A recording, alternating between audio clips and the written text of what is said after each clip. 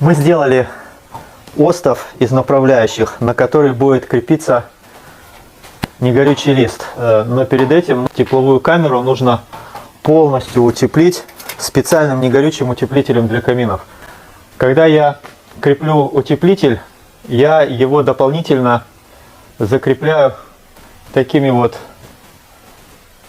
шайбами, как бы вырезанными из стоек, направляек на саморез. Потому что я как-то не очень доверяю клею.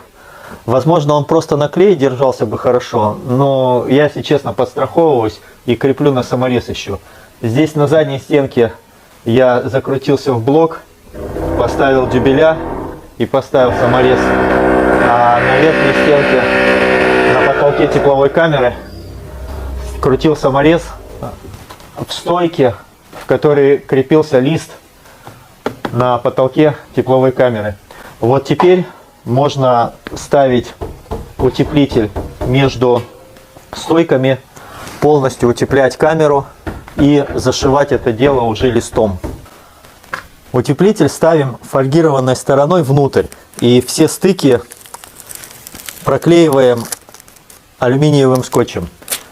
Если говорить честно, вот этот алюминиевый скотч это не самый лучший вариант, потому что у него на инструкции написано, что он держит только 100 градусов. И я стараюсь много им не клеить. Стараюсь все-таки, чтобы утеплитель подходил стык в стык и заходил куда-то в стойку, например, или в направляйку, чтобы этого скотча меньше использовать. Но все равно приходится использовать и верить в него.